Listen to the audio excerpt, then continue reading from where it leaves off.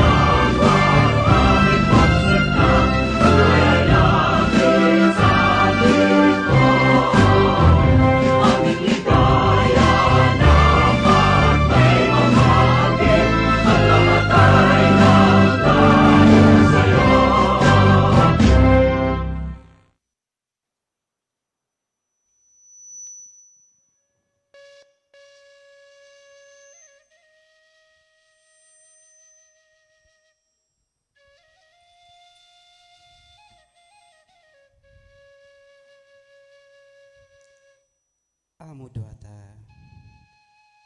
no mabani kde mat mabaabelem nim kalafos ni ani yo nuya gami hon yom dep ed ani yo magdana yom implementation MDL duhan yo kam dumo learning modalities maba kde kanga managi ma ni ba region 12 duhan baklamang ang Pilipinas. Hal benlay mi katengon, benlay mi kagis, na benlay mi hayuk klaw, anik gemak manim ni. Kanlung mi bayom des mogaw ni o amo. Kam tao malak, kam tuha, kam nga managi, na kamas telu, na kadeen. Hal beembaya mi amo, hal nuya kami. Amo duata, hal san bekas mi de. Bayom kakbong nawa duhan yom tulusam hal mafasang bakade hal hanungo mo amo nim tapa makom nakokam nahuwitam yom basa go abeleem ani mo yo mo para bakat na satu beleem hal hanungo yom tapa mo amo duata sonan.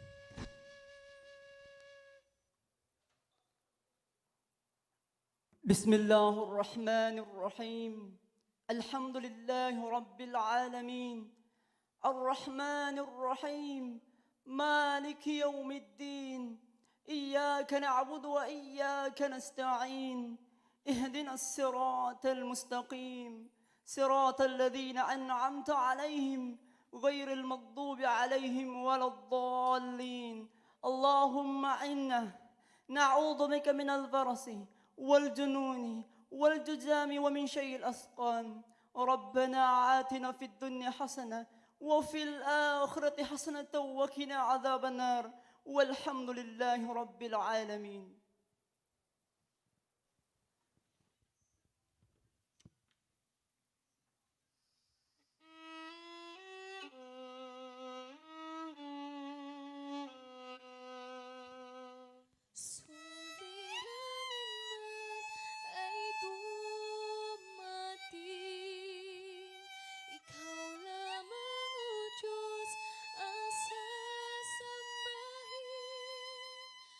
Panginoon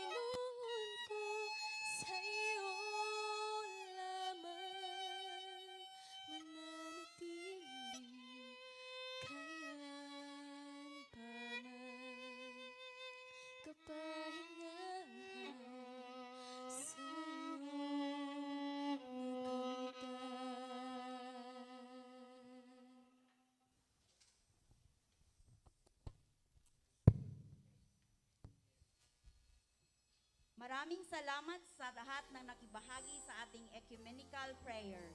Ang panalangin ng ating mga katutubong kapatid ay ibinigay ni Benji Emmanuel sa saliw ng plauta ni Delmo A. Dulay. Ang ating namang Muslim prayer ay sinambit ni Nasruddin C. Said. Ang Christian prayer naman ay inawit ni Geraldine Timbang na sinamahan ng pagtugtog ng violin ni Vincent Carl Takardon. Sa puntong ito, mga kaibigan, marapat lamang na ating kilalanin at bigyang pugay ang mga haligi, hindi lamang ng kagawaran ng edukasyon, kundi ng iba't ibang ahensya ng ating pamahalaan at ng ating mga partner organizations na patuloy na sumusuporta sa pag-unlad ng edukasyon sa ating bansa. Ang okasyong ito ay tunay na pinarangalan ng kanilang pagdalo. Joining us this morning, ladies and gentlemen, is no less than the Secretary of the Department of Education, Leonor Marcolis Briones, with the members of the Executive Committee. We also acknowledge the presence of our governors, city mayors, League of Municipalities of Region 12, regional directors of national line agencies of Region 12. At ngayon, upang magbigay ng kanyang pambungad na pananalita, narito ang Regional Director ng DepEd Stocksurgeon Region, Alan C. Guardado.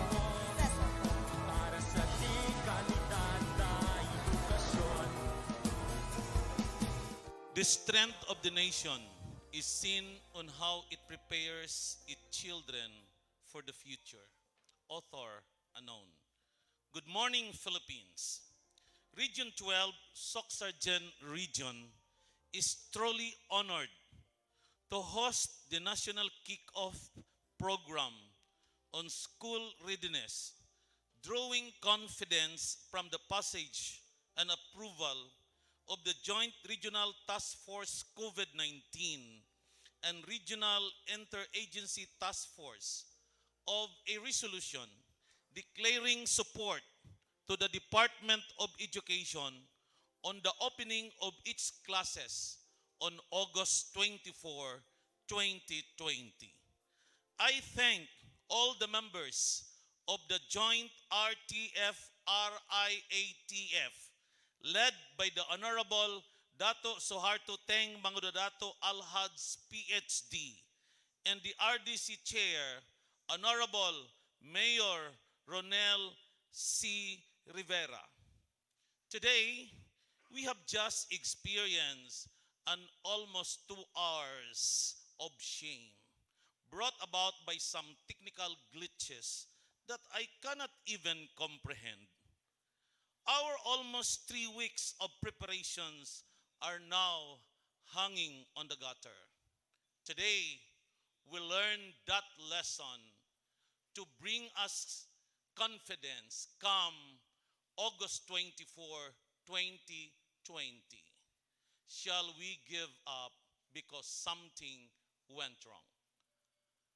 As we launch our national readiness today, we also solicit on the readiness of acceptability, the readiness of flexibility, the readiness of being able to sacrifice and change course of events when, as we planned for months, will turn out to not work as planned.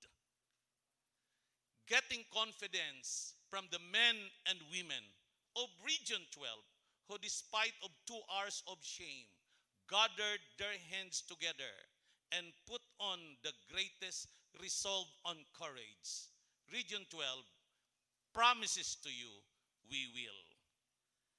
Today, we celebrate too the strong leadership of Secretary Liling Magtolis Briones, who despite of and in spite of continue to provide the leadership in these challenging times, together with the EXICOM, the regional directors, schools division superintendents, school administrators, and everyone for braving the challenges of COVID-flavored education, where our Secretary's battle cry is, education must continue. As we do our launching today, we want to give the highest honor to all the faceless and nameless teachers whose preparations and hard work are bigger than their fears.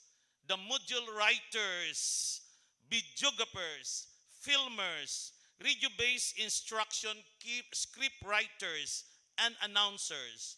Module courses for making this national launching of school readiness truly dignifying through your efforts.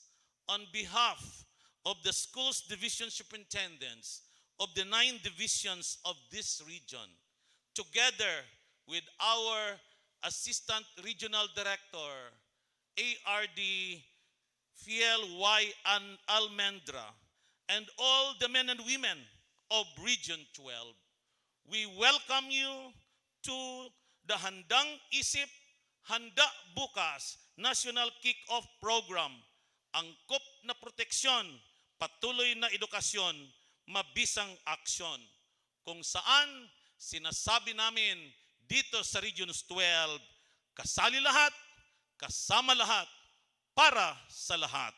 Magandang umaga po sa inyong lahat.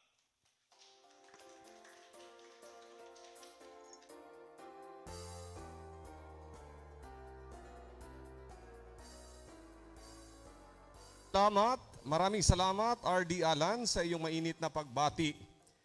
Ngayon naman mga kaibigan, para sa kanyang pambungad na mensahe, ating salubungin ng isang masigapong palakpakan, Honorable Ronel C. Rivera, Alcalde ng General Santos City, na siya ring chairperson ng RDC 12. Good day to everyone. Indeed, the year 2020 has been eventful and very faithful for all of us. But the fact that we are here today during the National Kickoff Program of Handang Isip, Handang Bukas means that we are adjusting, we are fighting, and we are getting ready for the new normal. Congratulations to the Department of Education for bending with the blows of this pandemic and showcasing your capability to adapt to the sudden and rapid changes. When COVID-19 hit us earlier this year, we did not expect that it will turn our life upside down. All the planning and preparation that the national government and our local government unit did for 2020 was thrown out of the window. We did not expect na masisirado ang mga businesses, establishments,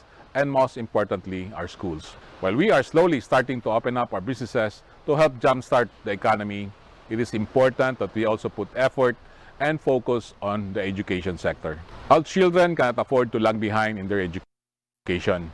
That has been one of the most consistent campaigns of my administration. From day one, partner natin ang DepEd sa ating commitment to providing rooms, increasing capacity, and developing our education sector's capability because that is part of our mandate and commitment. We should maintain that compliance with the mandate and that high level of commitment even in the face of this pandemic. Sa mga palangga natong ginikanan, salamat sa pagsalig sa gobyerno sa padayong pagpa-enroll ninyo sa inyong mga anak. Sa inyong simpleng pagpa-enroll sa inyong mga anak, ginapakita ninyo ang inyong pagsalig sa gobyerno na kaya namong tudluan inyong mga anak nga dili sila maulahi sa ilang pagskwela ug dili sila mabutang sa delikado. Once again, congratulations to the Department of Education and to our parents and teachers. Daghang salamat sa inyong sakripisyo, serbisyo ug pagmahal sa atong mga estudyante. Palangga ta mo, daghang salamat, keep safe and healthy, and God bless us all.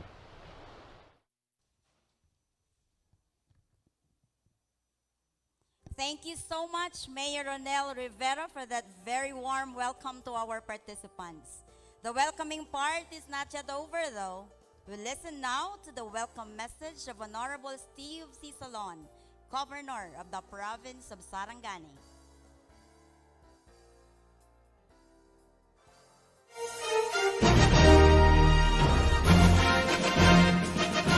Congratulations, DepEd, for the opening of classes this August.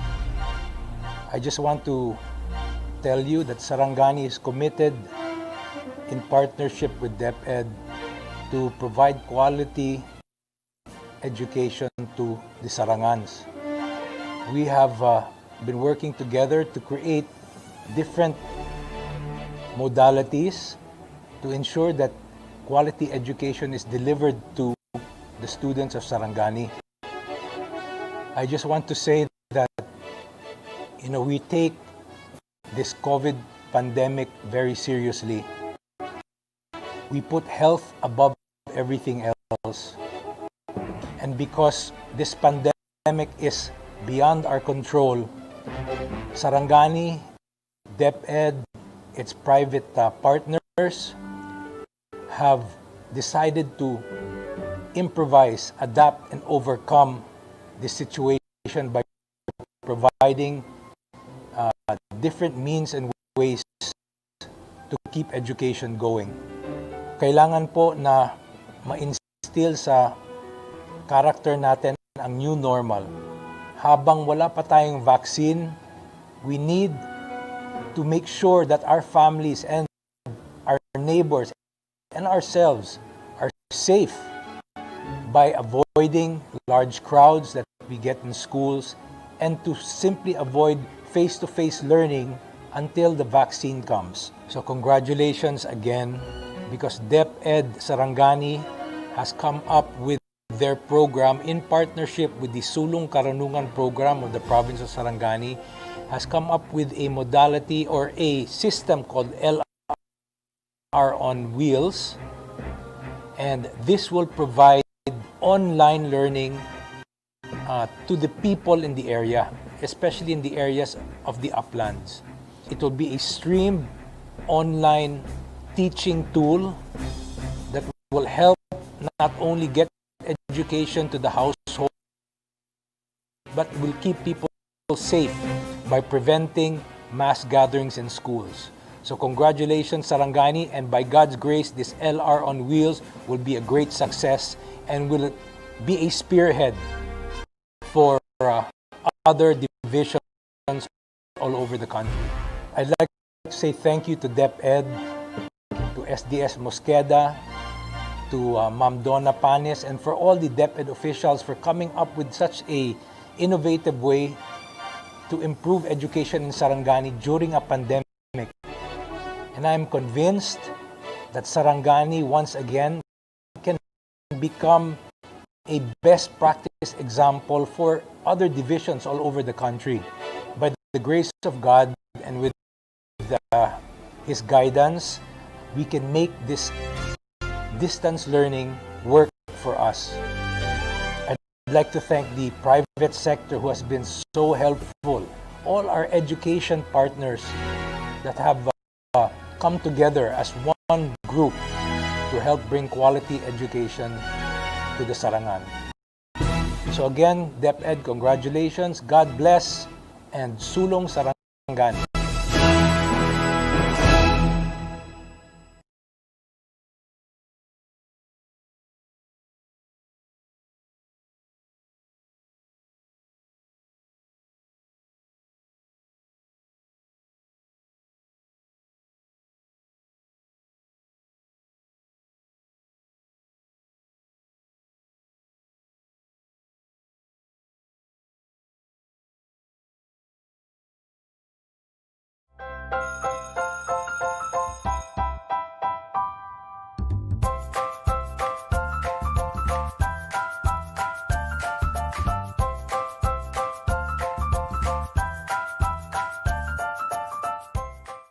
The year 2020 brought new beginnings for the Department of Education.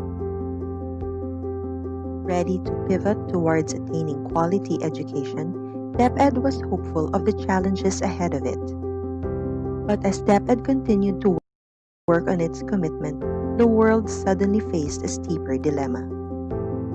Around the globe, countries like the Philippines had to shift their priorities to respond to a public health crisis brought by COVID-19. Schools had to be closed, activities had to be halted, graduation ceremonies had to be canceled, as people were urged to stay at home. A new normal dawned upon us.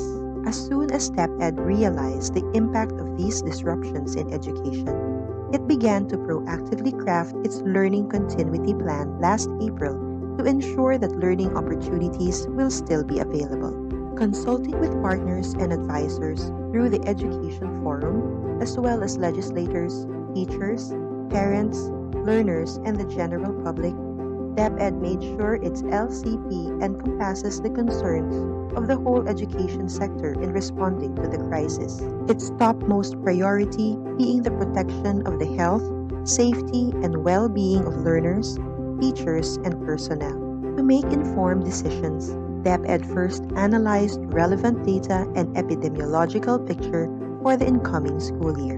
DepEd also issued guidelines on its required health standards to be adopted in all public and private schools and DepEd offices following DOH and IATF protocols. It covers 4 COVID-19 mitigation objectives, namely, to increase physical and mental resilience, reduce transmission, reduce contact, and reduce duration of infection. The LCP also outlined how learning continuity will be ensured. It streamlines the K-12 curriculum into the most essential learning competencies and allows the use of distance learning, homeschooling, and blended learning modalities. Since conducting face-to-face classes will be a risk in most areas, DepEd has anchored its delivery of education to modular, online, TV and radio, or a combination of all. Guided by teachers, modular learning will allow learners to use self-learning modules in a format applicable to learners' capacity. In online distance learning, teachers will facilitate and engage learners' participation through the internet, whether synchronous or asynchronous. TV and radio-based instructions, on the other hand, are converted lessons fit for the broadcast medium. The LCP assures that all our learners, including our SPED, ALS, Madrasa students, can still access education even within the confines of their homes, and ensures that their household capacity will not hinder their right to education. To make this possible, our joint Brigada Eskwela and Oplan Balik Eskwela is assisting the preparations for the rollout of the LCP. On May 8, the LCP was approved by the IATF. The President also gave it his full support and expressed his commitment to meeting the financial demands of its execution. The implementation of the LCP will not be easy. It is not a perfect plan, and complications can be expected along the way. But extraordinary times call for extraordinary and proactive measures, and the Department of Education is ready to address the challenges along the way with the help of our national and local government, partners, parents, and learners. As one nation, learning opportunities shall be available in this brave new world for our Filipino children.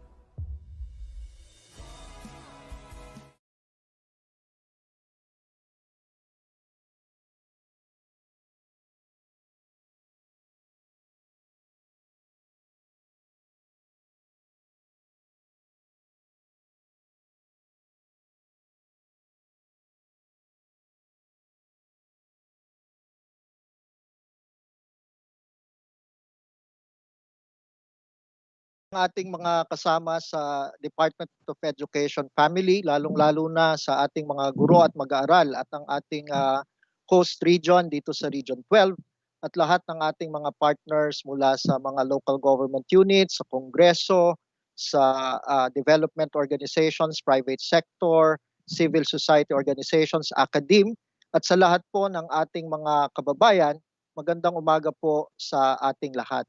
Ang natunghayan po ninyong buod ng Basic Education Learning Continuity Plan o ang tinatawag naming BALCP, ang tugon ng DepEd sa hamon na magampanan ng pamahalaan ang tungkulin na patuloy na makapagbigay ng oportunidad sa edukasyon ng sa ligtas na paraan sa kabila ng COVID-19. Ang tanong po ay ang mahirap na hamon ng pag-implement nito. At hindi po biro ang ginagawang paghahanda ng DepEd para ma-implement itong BELCP.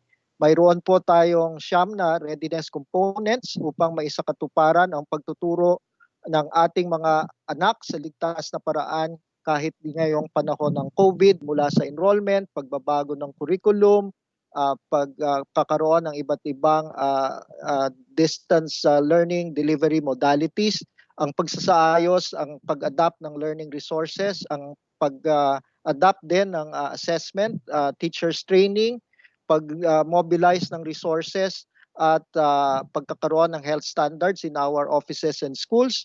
At gayon din ang regional contextualization na siyang matutunghayan ninyo mamaya. Humingi po tayo ng tulong kay Teacher Emmanuel L. Maglasang ng Gutad National High School at kay Teacher Levin Pabriaga ng Mambog Elementary School para ibahagi ang ating update sa mga readiness components na ito. So tunghayan po natin ang inihandang AVP sa tulong ni Teacher Iman at saka ni Teacher Levin.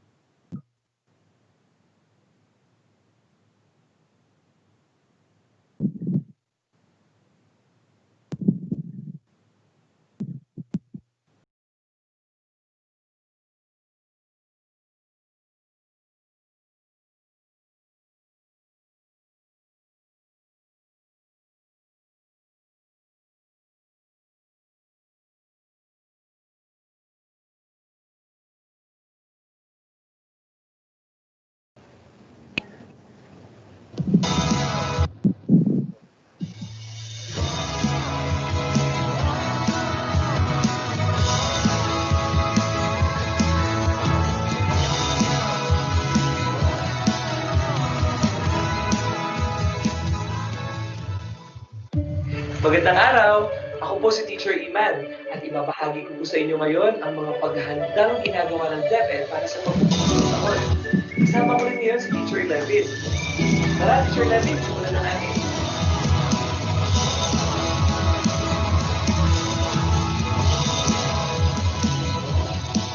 Alam mo ba, Teacher Levin, na noong June 19 pa lamang ay naglabas na ang DepEd ng Basic Education Learning Continuing Ako po si Teacher Iman, or BELCP. Ito sa inyo ngayon ang mga pagtasdang ang pag-aaral ng mga mag-aaral ngayon sa COVID-19. Kasama ko rin ngayon si Teacher Levin. Ngayong taon, maraming pag-aaral natin ay gagamit ng printed or digital modules, online learning, at TV and radio-based instruction. Alam mo ba, Teacher Levin, na noong June 19 pa lamang ay naglabas na ang DepEd ng Basic Education. Ako po si Teacher Iman, or BELCP. Ito sa inyo ngayon ang mga pagtasdang ang pag-aaral ng mga mag-aaral ngayon sa COVID-19. Kasama ko rin ngayon si Teacher Levin. Ngayong taon, maraming pag-aaral natin ay gagamit ng printed or digital modules, online learning, and radio-based instruction. Salamat sa tanong mo, Nanay Marieta. Huwag kang mag-alala. Hindi kailangan pumasok ang bata sa paaralan ang sagarin sa akong sinagsuot ang pangangasinan ng IEF sa pangulugan at ng Department of Education ang mga bata na nag-aaral ng mga bahay sa pamamagitan ng At yun lang, isa sa mga bagong ipag-ipan natin ngayong taon, Teacher Levin, ang blended distance learning. Oh, ito naman ang tanong mula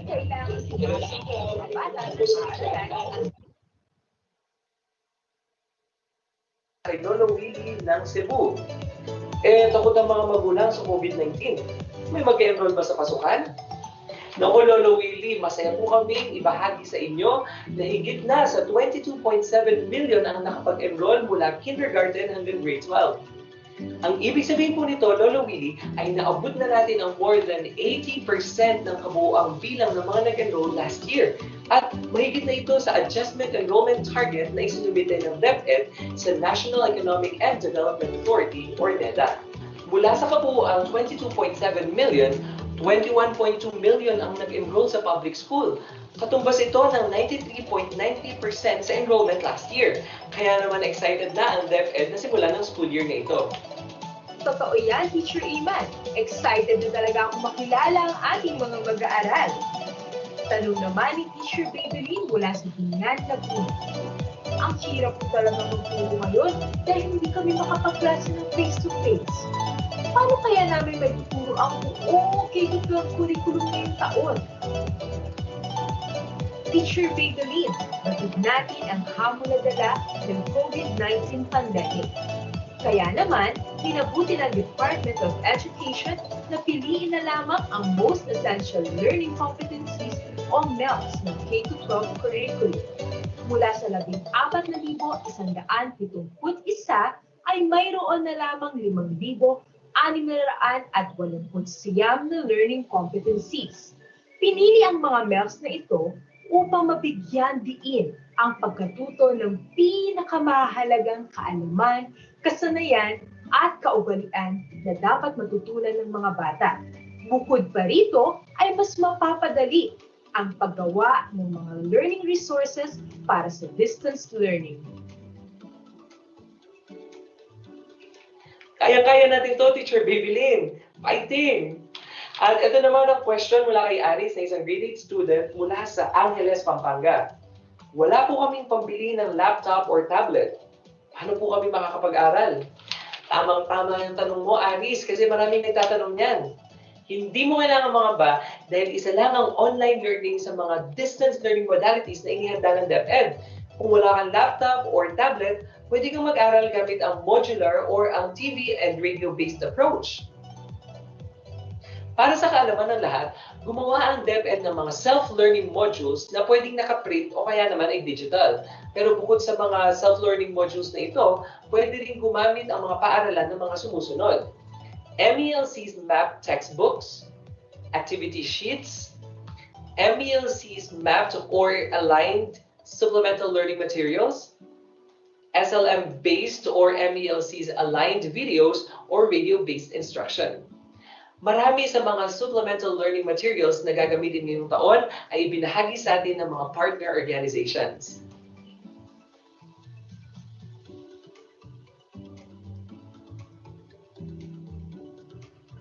Kaakibat nito, may mga natukoy ng iba't ibang paraan ng assessment na maaaring pagpilian batay sa uri ng teknolohiya na meron ng guro at ang mga mag-aaral.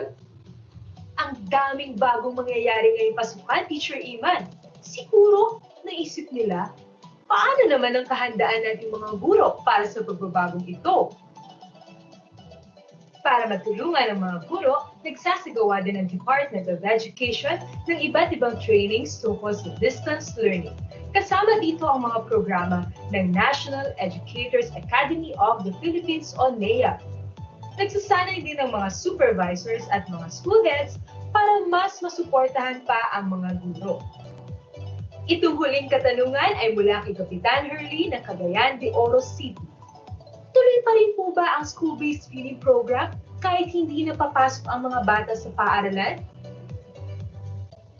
Dahil pinahahalagahan ng Department of Education ang kalusugan ng mga mag-aaral, ay isasagawa pa rin ang School-Based Feeding Program o SBFP. Iba't ibang estratehiya ang gagamitin para isagawa ang SBFP na alinsunod sa required health standards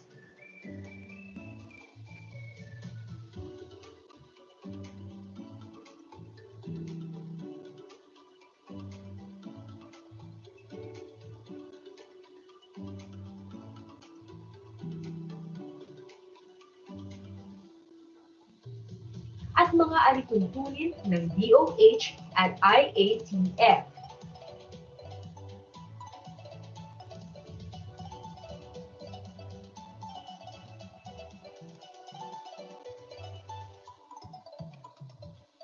Maraming salamat sa lahat ng mga nagpadala ng kanilang mga katanungan.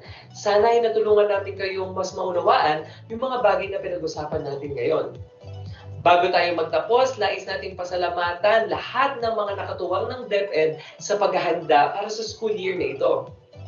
Tunay niyang naging malaki ang kontribusyon ng ating partners sa Oplan Balik Eskwela at Brigada Eskwela para tugunan ang mga pangangailangan sa BELCP.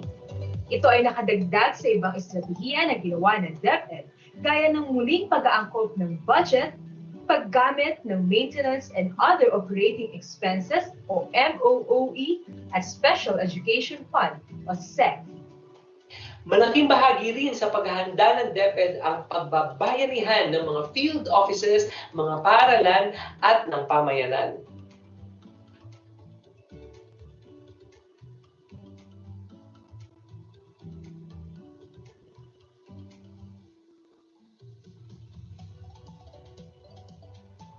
Higit kailanman, ang tagumpay ng ating mga mag-aaral ay nakasalalay sa ating lahat. Tara na at magbayanihan tungo sa Handang isip, handa bukas.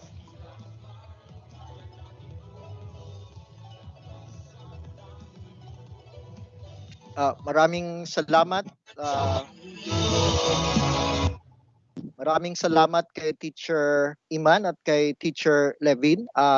Totoong tinitingnan natin itong BELCP, hindi lamang isang emergency response, kung hindi isang investment para sa hinaharap ng ating edukasyon.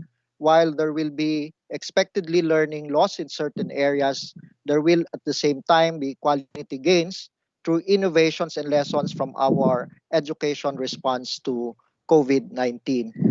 Ito pong BLCP ay kumukuha ng lakas from the resilience of the DepEd family, especially of our teachers and our partners. And DepEd seeks your trust and cooperation for the full implementation of the BLCP para sa edukasyon ng ating mga anak sa ligtas na pamamaraan sa panahon ng pandemya. Naniniwala po kami that together we shall overcome the challenges of school year 2021. Handang isip, handa bukas. Maraming salamat. Magandang umaga po sa inyong lahat.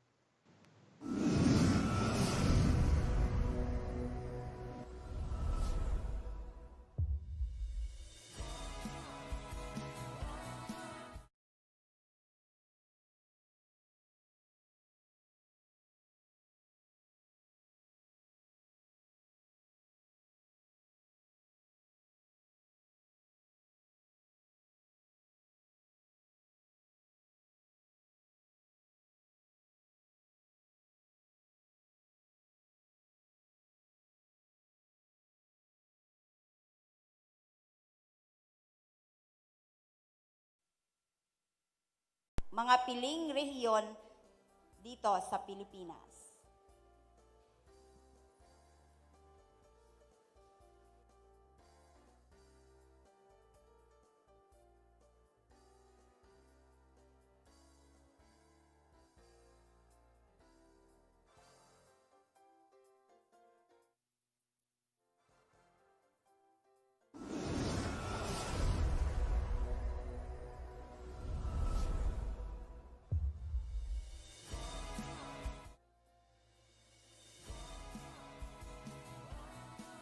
Kung merong malalayong paaralan ay masasabi nating ang access ay magiging malaking hamon para sa mga kaguruan. Subalit, ito ay hindi naging hadlang para sa Division ng Davao de Oro, Region 11.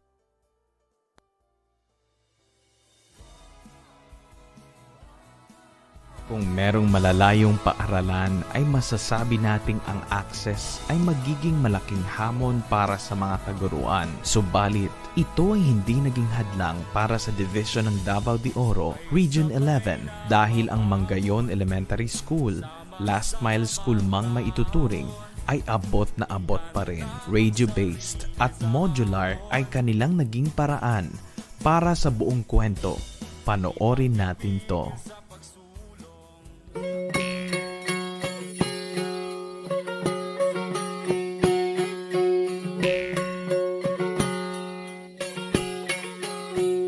Welcome to Mangayon Elementary School Site 4 Extension, the School of Dreams, Dedication, Responsibility, Empowerment, Attitude, Motivation, and the School of Success. Home of the Matig Salog tribe, Side 4 in Barangay Mangayon in the municipality of Compostela is one of the identified geographically isolated, disadvantaged, and conflict-affected areas in the province of Davao de Oro. Its geographical location is challenging in itself. Teachers need to ride Skylab or habal-habal most of the time, which is a tough task to succumb. The school, founded in 2019, is a product of the spirit of volunteerism. The 20,000 square meter land area was donated by the chairman of the tribe, Uraya Mansay Luan. It is situated at the topmost part of the mountains of Barangay Mangayon. With this, the Department of Education, in partnership with the provincial government of Davao de Oro, inked a joint endeavor to establish a learning institution under its flagship program, the Last Mile Schools program. It is envisioned to address the gaps in resources and facilities to far-flung communities in terms of education. Out of all the Last Mile Schools program recipients, Mangayon Elementary School Side 4 Extension is unique and has been a model for other LMS. In the light of the current COVID-19 pandemic, with schools around the country being closed and face-to-face classes are prohibited, the school is now